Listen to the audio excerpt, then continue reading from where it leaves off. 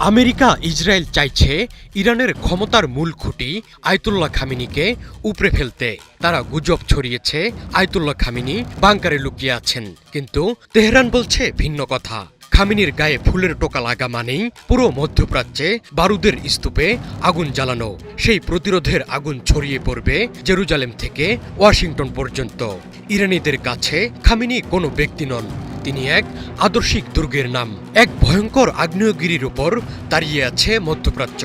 একদিকে আমেরিকা ইসরায়েলের সামরিক তৎপরতা, অন্যদিকে ইরানের আন্তঃমহাদেশীয় ব্যালিস্টিক মিসাইলের পরীক্ষা।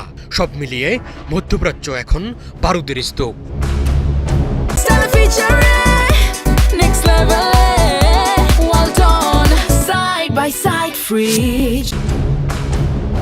ইরানের সঙ্গে উত্তেজনা বৃদ্ধির প্রেক্ষাপটে আমেরিকা ইসরায়েলের প্রোপাগান্ডা মেশিন প্রচার চালাচ্ছে খামেনি ভয়ে বাংকারে লুকিয়েছেন।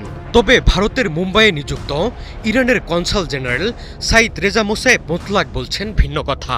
তার মতে, নিরাপত্তা দেওয়া আর লুকিয়ে থাকা এক জিনিস নয়।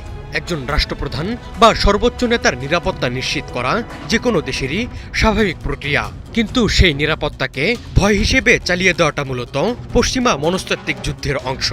ইরান পরিষ্কার করে দিয়েছে একের পর এক নিষেধাজ্ঞা আর সামরিক হুমকির মুখেও খামেনি তার অবস্থানে অটল। তিনি পালানোর লোক নন, বরং প্রতিরোধের প্রতীক। আমেরিকা আর ইসরায়েল খুব ভালো করেই জানে ইরানকে দমানোর একমাত্র পথ খামেনিকে সরানো। কারণ খামেনি শুধু ইরানের সর্বোচ্চ নেতা নন, তিনি পুরো মধ্যপ্রাচ্যে প্রতিরোধ অক্ষের প্রধান চালিকা শক্তি।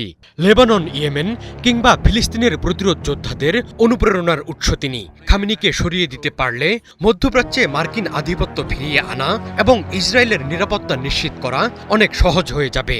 তাই তাকে ঘিরে এই ষড়যন্ত্রের জাল এত প্রকট। ইরান বারবার হুঁশিয়ারি দিয়েছে খামেনি তাদের কাছে রেড লাইন। খামেনির ওপর যে কোনো ধরনের আঘাতকে ইরান শুধু হামলা নয়, বরং একটি পূর্ণাঙ্গ যুদ্ধ ঘোষণা হিসেবে দেখবে। সর্বোচ্চ নেতার ওপর হামলা হলে ইরান আর কোনো প্রথাগত যুদ্ধের নিয়ম মানবে না। তাদের হাতে থাকা হাজার হাজার ব্যালিস্টিক মিসাইল সরাসরি তেল আবিব এবং মধ্যপ্রাচ্যে ছড়িয়ে থাকা মার্কিন ঘাঁটিগুলোর দিকে তাক করা আছে। ইরান গত কয়েক দশকে নিষেধাজ্ঞার মধ্যেই নিজেকে সামরিকভাবে স্বাবলম্বী করে তুলেছে।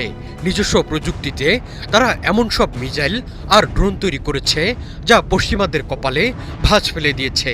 তাদের বার্তা খুব সহজ, খামেনিকে নিয়ে গুজব ছড়িয়ে ইরানের মনোবল ভাঙা যাবে না।